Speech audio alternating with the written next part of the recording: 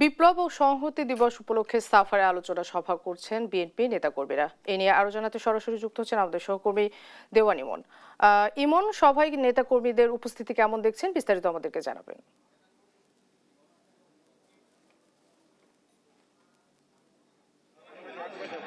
মনা, আপনাকে ধন্যবাদ। এই মুহূর্তে আমি রয়েছি সাভারের ছায়াবীথি এলাকায়। আমরা দেখছি যে আজকে জাতীয় বিপ্লব এবং সংহতি দিবস উপলক্ষে কিন্তু স্থানীয় যারা বিএনপি রয়েছেন তারা কিন্তু কর্মী সমাবেশ এবং নেতাকর্মীদের নিয়ে কিন্তু তারা দেখছি যে কর্মী সমাবেশের আয়োজন করেছে এবং সকাল থেকে আমরা দেখছি যে সাভার এবং আশুলিয়ার বিভিন্ন প্রান্ত থেকে কিন্তু নেতাকর্মীরা কিন্তু এই যে সাভারের যে জনসভাস্থল সেখানে কিন্তু ভিড় করছে। এই মুহূর্তে দেখতে পাচ্ছেন যে এই পুরো মাঠই কিন্তু কানায় কানায় পূর্ণ হয়ে গেছেন নেতাকর্মীদের এবং আরো যারা দূর দূরান্ত থেকে যারা আসেন তারা কিন্তু এই দিবসটি উপলক্ষে কিন্তু সকলে আসেন এবং বিএনপির যেহেতু জাতীয় নির্বাচনের সামনে সে উপলক্ষে এবং এই যে আজকের যে কর্মসূচি সেটি নিয়ে কিন্তু তারা এই কর্মী সমাবেশের আয়োজন করছে। জাতীয় বিপ্লব ও সংঘর্ষ দিবস উপলক্ষে কিন্তু এই কর্মী সমাবেশটি তারা করেছেন। আজকের এই কর্মী সমাবেশ থেকে আপনারা কি বার্তা দিবেন?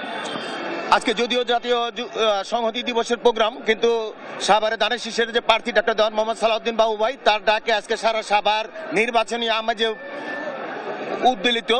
সবাই হাজার হাজার মানুষ ব্যান্ড পার্টি সহ বিভিন্ন স্থান থেকে জড়ো হইতেছে।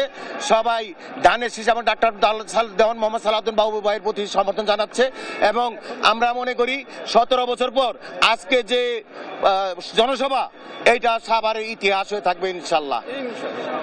ধন্যবাদ আপনাকে। শুনছিলেন যে একজন বিএনপি নেতা, তিনি বলছিলেন যে আজকে যে সমাবেশটি করছেন বিএনপি এবং এই সমাবেশের মধ্যে দিয়ে কিন্তু তারা একটি বার্তাও দিতে চান যে সকলে সাভারে যারা বিএনপির রাজনীতির সাথে যারা সম্পৃক্ত রয়েছেন তারা সকলে অভিন্ন এবং এক এবং এই নমিনেশনকে কেন্দ্র করে কিন্তু যে কোন্দলটি সৃষ্টি হয়েছিল সেটি কিন্তু আজকের এই সংহতি দিবসের যে কর্মী সমাবেশ সেটির মধ্যে দিয়ে শেষ হবে এবং সকলেই কিন্তু আমরা দেখতে পাচ্ছি যে বেলা যত বাড়ছে তত সকলেই কিন্তু এই সমাবেশ স্থলে এসে জমা হচ্ছে।